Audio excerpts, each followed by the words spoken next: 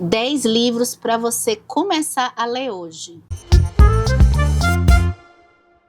Olha só, vou trazer alguns livros que tem um tempinho que eu não falo deles aqui no canal. Menos um ou dois. São livros que não são tão comuns de aparecer aqui. Acho que tem um que é exceção, tá? Mas eu vou falar por quê.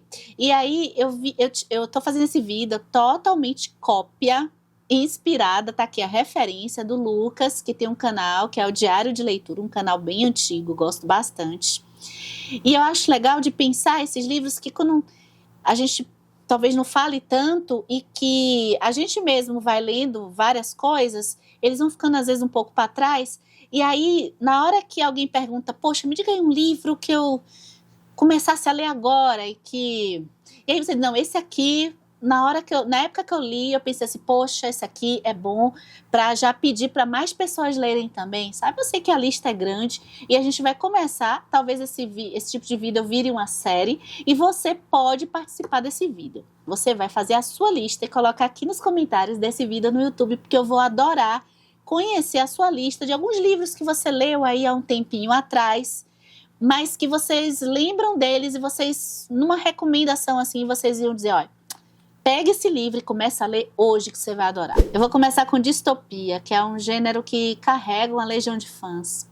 E os fãs do gênero da distopia, muitas vezes não conhecem esse livro que eu tô falando aqui. Pessoas que gostam da série Black Mirror ou que gostam de pensar o tema da tecnologia. Vocês sabiam que Saramago fez um livro de contos pegando essa temática, explorando assim de uma forma sublime? Eu tô falando de Objeto Quase. O meu tá no plástico, gente, vai refletir. Mas eu li esse livro no Kindle e eu tive que comprar porque eu já vejo a hora de fazer a minha releitura. São 6 histórias misturando a relação nossa com alguns objetos. E muitas vezes, como Saramago gosta de fazer, pelo que eu já li dele até agora, é essa coisa do absurdo. O absurdo que quer falar muita coisa também concreta com a gente. Porque esse absurdo, às vezes, entrega coisas, nossa realidade, na forma absurda que ela é. Eu vou falar de um livro que eu não falo há muito tempo, tá lá em cima no armário, acabei não conseguindo pegar, mas eu vou deixar a foto dele aqui, que é também um livro que trata de uma espécie de, não é distopia, mas assim, uma espécie de ficção científica, que muitas vezes passa batido para leitores que gostam de coisa de viagem no tempo de uma forma mais hard, né? Mas acabou que Kindred, eu tô falando de Kindred da Octavia Butler, acabou trazendo, conquistando mais visibilidade. Na época que eu li, ele não era tão assim lido por aí pela internet. Eu acho que a autora teve uma sacada, tudo isso em 1979, em que a viagem no tempo poderia ser explorada do ponto de vista da escravidão. Se uma mulher negra, por alguma razão, voltasse no tempo para um período em que era instituído a escravidão, como é que seria essas aventuras, digamos assim? Como que o percurso dela ia se dar com essa adversidade? Muitas vezes as histórias que tratam viagem no tempo procuram tratar muito essa coisa de escolhas, de como que mudanças no passado podem interferir no presente. E claro que isso é uma abordagem daquela época que a Octavia Butler vai trazer no Kindred. O que eu acho legal é ela explora bem a mudança, vamos dizer assim, o choque dos tempos atuais, da mentalidade dos tempos atuais para a época. Então, o impacto de uma mulher que tinha uma cultura, uma mulher negra, que tinha uma cultura que também traz ela desassociada aos negros. Ela está ligada a eles porque ela compartilha a mesma raça.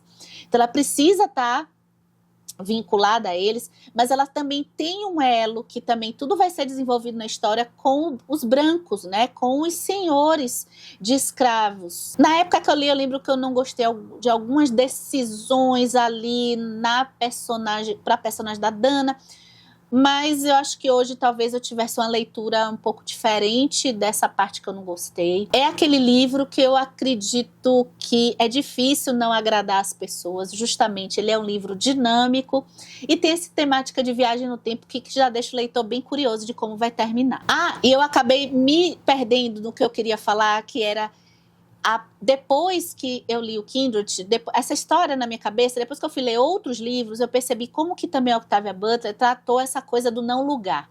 Essa desassociação que a Dana vai ter lá no passado, que ela não é mais, ela não é a escravizada, embora ela vá ficar em cativeiro e tal, mas ela também não é a branca, né? Eu gosto muito desse tema. Na época, como eu não tinha lido esses livros que me trouxeram essa temática, eu acho que eu perdi um pouco na história, mas uma releitura recupera isso. O casamento pode ser assustador, pode ser assim, a gente entrar num lugar que, tipo um precipício, que a gente não sabe o que é que vai ter, se vai ter uma ponte lá pra gente andar, ou se a gente vai cair no abismo.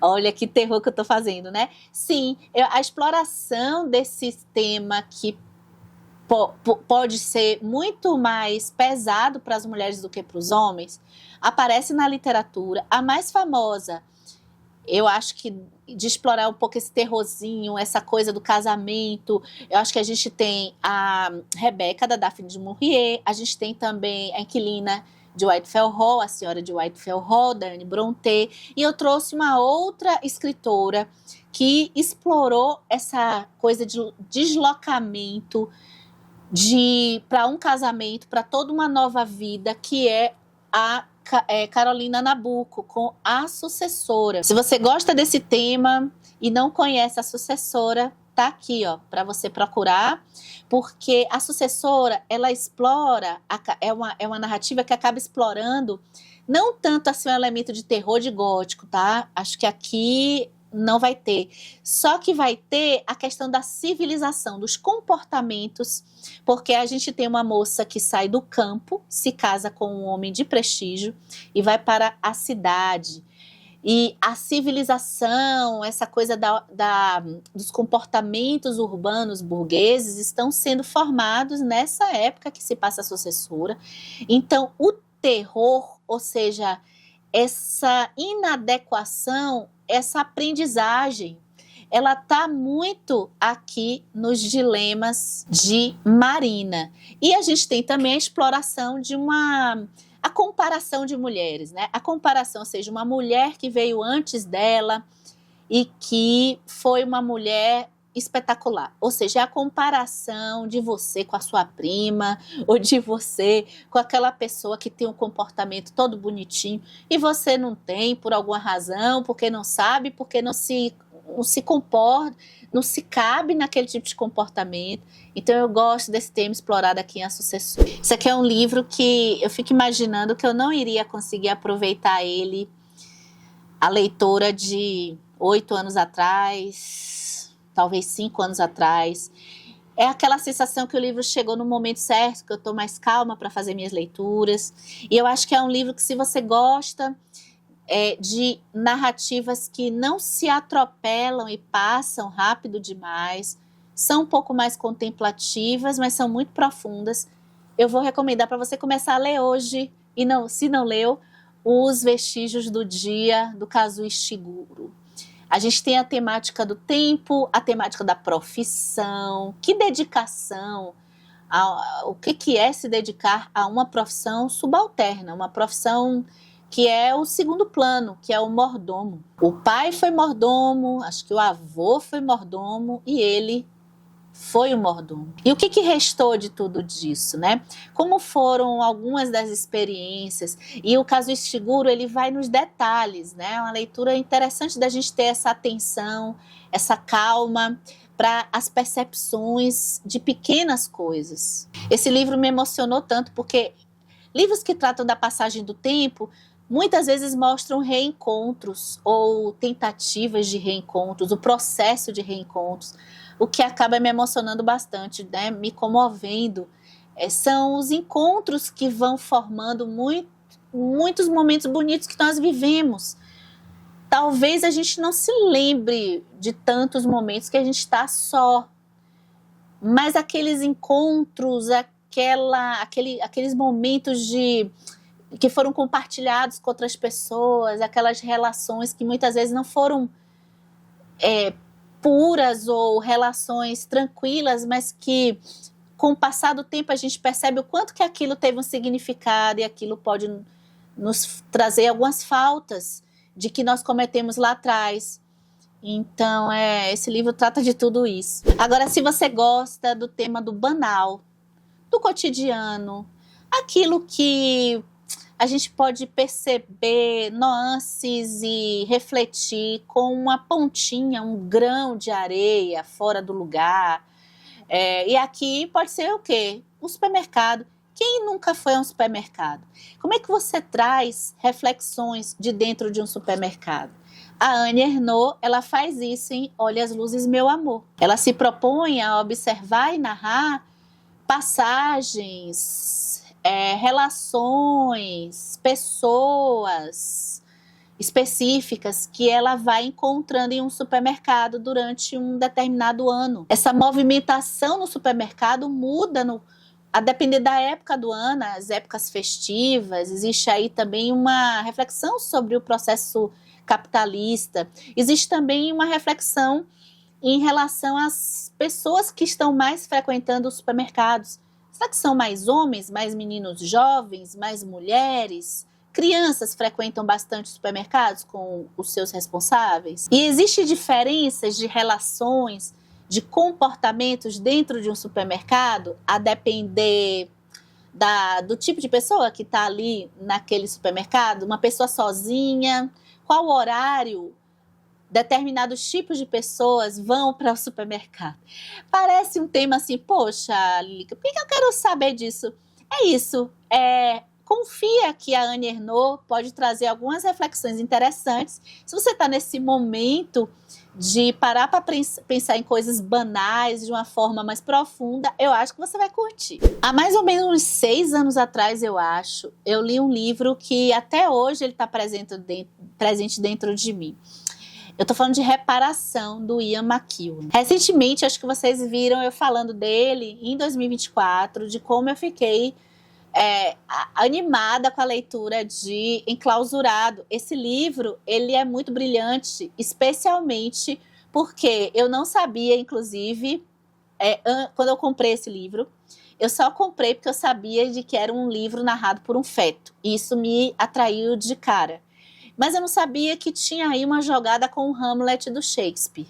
Agora, lá atrás, 6 anos atrás, esse é o livro que eu quero deixar aqui para vocês começarem a ler hoje, que é o Reparação, do mesmo autor. O tema da reparação, ele é colocado aqui, para mim, foi uma leitura que naquela época mexeu comigo, especialmente que era uma fase que eu não me aprofundava tanto nas leituras que eu fazia. Aprofundava até um pouquinho, mas eu sabia que era um livro que eu precisava depois, ele ia crescer com o tempo. A narrativa do Ian McEwan, ela vai nos detalhes. Naquela época era uma coisa que eu ainda não estava tão acostumada assim, mas eu apreciei, eu consegui apreciar, eu fiquei bem contente com isso. É como se a gente estivesse vendo minuto a minuto da passagem do tempo. Ele vai ficar em 3 partes, em tempos diferentes. A gente tem a relação de uma família, especialmente de uma menina, em uma casa, em um verão, em que essa família e algumas pessoas estão reunidas antes da Primeira Guerra Mundial, ali pelo começo da década de 30, e essa menina é uma menina muito criativa, ela sonha em ser escritora, ela está passando naquela fase pré-adolescente, e naquela época não tinha muito esse conceito, mas assim, sonhando, tendo alguns crushes amorosos. Aí tem um rapaz que trabalha lá e ela tem uma paixão assim meio platônica por ele. E aí ela tem uma imaginação fértil demais. Ela está sempre vendo coisas e imaginando, completando as coisas que ela vê na cabeça dela. Isso eu acho que é um livro, por que eu estou dizendo para começar a ler hoje, né? Acho que é um livro que permanece com o tempo muito do que fazemos com os fragmentos que nos é dado. Porque o livro vai tratar de um erro horroroso que a Brione vai fazer com uma cena que ela vê.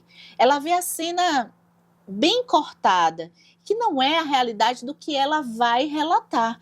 E esse relato que ela vai fazer, isso é muito internet, gente, também, né? E claro, o livro não era da época da internet, isso poderia acontecer a tempos antigos também, mas na internet, com o volume de informações, isso se potencializa. Porque a repercussão desse erro que a Brione vai cometer, tudo bem, uma menina muito novinha, e ela vai ter a consciência disso, vai mudar o destino de um personagem aqui, né? E também de vários em volta. Por conta disso, o Reparação, ele é muito significativo também, porque a Brione vai carregar isso na sua história.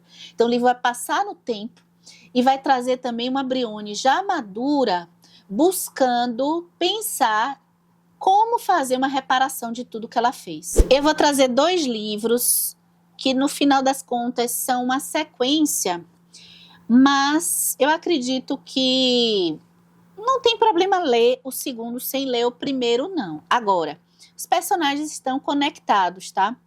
Eu tô falando da trilogia escrita pelo Ken Follett, são 3 calhamaços, chamado Trilogia do Século XX.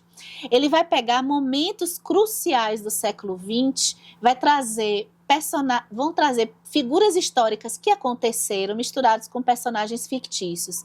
E ele vai fazer uma ficção histórica, ó, de que delícia de ler. Ó, Queda de Gigantes vai tratar a Primeira Guerra Mundial. E a forma que ele narra é muito gostosa porque são núcleos separados. Algumas vezes esses personagens vão se relacionar no decorrer da história, outras vezes não. A gente tem Rússia, Alemanha, Inglaterra, Estados Unidos. Esse é um livro para quem gosta de dinamismo, né?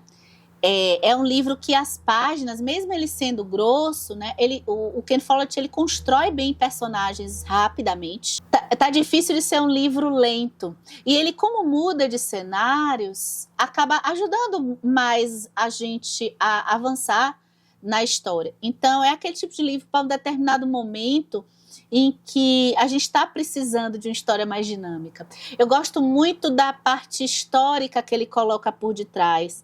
Acho que pode ser que quem estude veja algumas incongruências, eu acho que eu já vi alguns comentários a respeito, mas acho que ele escolhe alguns recortes e a gente também encara um pouco como ficção histórica, que está propensa a ter algumas coisas, né? Não está tão precisa. Eu gosto muito também do desenvolvimento da parte relativa à Rússia, porque na Primeira Guerra Mundial é quando acontece a Revolução Russa. Eu me lembro que foi o núcleo que eu mais fiquei envolvida. Depois a gente vai pegar um pouco alguns sucessores dos personagens de Queda de Gigantes para chegar na Segunda Guerra Mundial. E a gente vai ter o Inverno do Mundo. A mesma coisa.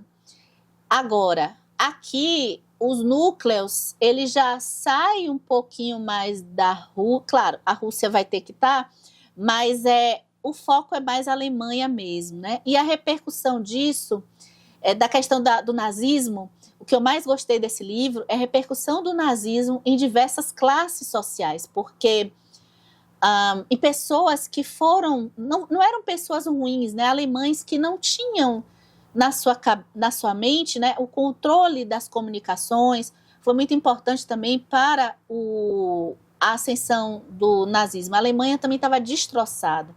Ele parte desse início como que a Alemanha, os alemães, eles estavam muito sujeitos a um discurso nacionalista. Muitos personagens que negam as atrocidades que vão começar a ser denunciadas no núcleo da Alemanha aqui, por exemplo, eles negando isso, muitas vezes eles mudam, eles vão percebendo, então eles vão mudando de lado. É interessante acompanhar esse percurso aqui do Inverno do Mundo.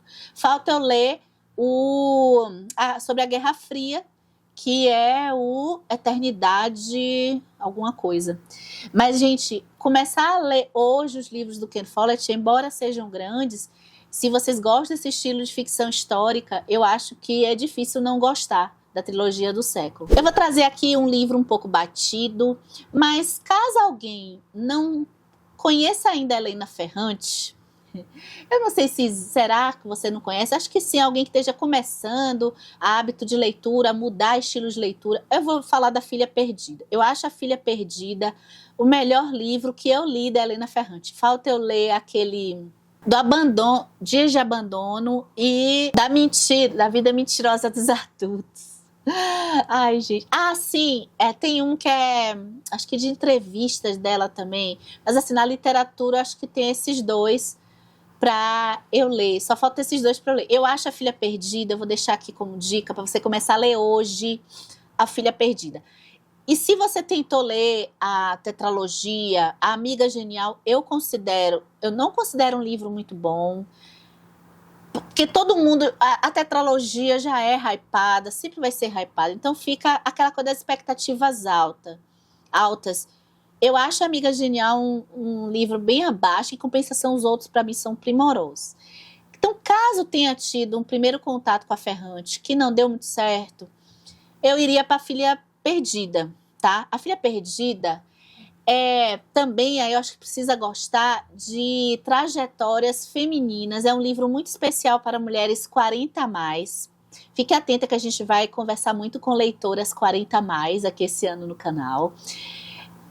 E que ela tem acho que uma conexão forte para mulheres 40 a mais, porque é uma mulher que já está aí na faixa dos seus 50 anos, está indo para uma viagem um pouco sozinha ali, em uma praia, se questionando muito com esse papel da maternidade, porque ela vai ficar observando famílias, uma família em especial, uma mulher jovem, e que está com toda a sexualidade bem aflorada, uma relação de criança pequena, porque é uma mãe de uma menina muito novinha, então essas pessoas em volta da viagem sozinha, para quem já viajou sozinha, eu acho que se conecta bem interessante com esse livro, porque quando a gente viaja sozinha, a gente fica mais observadora.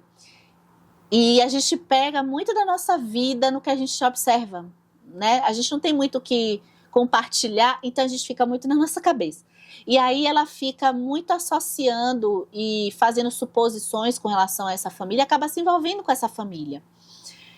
E a partir daí tem todo um lance de conexão com a filha, se entender como filha, e também fazer as pazes dela, do que ela pôde ser como mãe. Vou trazer aqui um livro que eu não comento tanto assim, que é um clássico, O Fantasma da Ópera.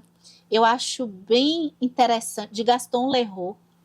Eu acho bem interessante, talvez é uma história que já esteja no imaginário de muitas de vocês, porque a gente já conhece um pouco a história, ou para quem já assistiu ao musical ou ao filme, só que o livro ele tem um sabor diferente. Eu queria até voltar para reler, porque ele tem essa coisa de bastidores de teatro, eu acho que mais fortes do que as outras produções. Fantasma da Ópera é uma história legal para a gente ler, pensando muito no simbólico, e eu acho que, eu vou falar isso em outro vídeo, mas ler ele com uma maturidade ou com mais experiências de vida pode trazer também a observação do dilema da Christine entre o fantasma, o seu amor, a gente trazer isso também para um lado espiritual e carnal, né?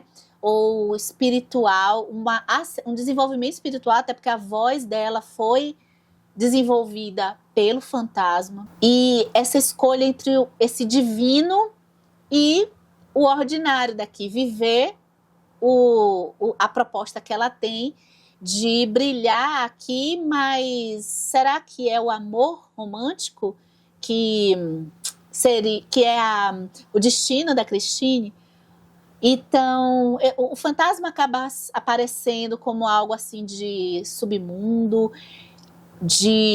a gente pode pensar pelo ponto de vista psicológico, porque ela tem que entrar em um lugar em que ela vai lá nas profundezas. E tem toda a coisa dos bastidores de teatro, que eu acho tão divertidas, porque o fantasma é percebido pelas pessoas por conta dessa peça que eles vão encenar. E tem alguns personagens que não tem no cinema nem no musical. Tem uma moça, uma senhorinha aqui também, que é muito engraçada.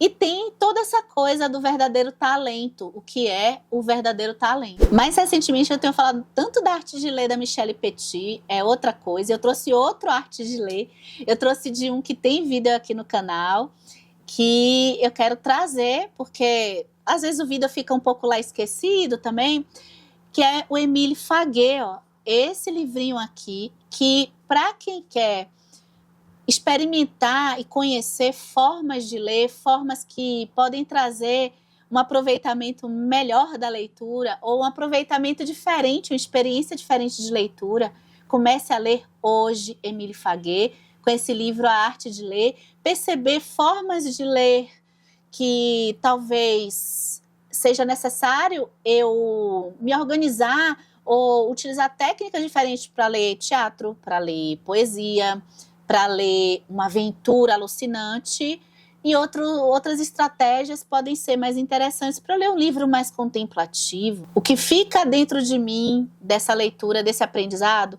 foi perceber o quanto que a leitura precisa de um deslocamento meu ao livro. Não é o livro que tem que chegar até mim. Existe um certo esforço. Estamos conversando sobre leitura e esforço. Já assistiram ao vídeo? Se não, tá para sair. Eu não sei se esse vídeo já saiu antes, mas a gente pensar o esforço que algumas obras merecem que a gente faça, e vale muito a pena, até para a gente crescer como leitor, como leitora, e ir para outros gêneros que não vão demandar tanto esforço assim, mas a gente vai chegar neles com uma forma diferente, uma forma mais amadurecida. Gente, eu estou relembrando, meu livro está começando a ficar amarelo. Ai, essas edições que não duram muito. Essa parte é tão legal, ó. É assim que a leitura se exige o hábito do exame de consciência, em contrapartida também nos confere o mesmo hábito. A partir do dia em que, já bons leitores, nós percebemos que comparamos os personagens de uma ficção não às pessoas que conhecemos, mas a nós mesmos. Adquirimos esse hábito e lemos a nós mesmos como um livro, ao menos como um manuscrito difícil, com atenção e aplicação, e quando regressamos aos livros, já adquirimos maior aptidão para compreendê-los e julgá-los, o que é, afinal, a mesma coisa. Enfim, gente, esse livro, dá uma olhada se você tem interesse nele. E eu acho que a gente encerra essa lista de 10. Agora eu tô louca para ver aqui nos comentários a sua lista de 10 livros, ou de menos, ou de mais. Fique à vontade, esse espaço também é seu, e até o próximo vídeo.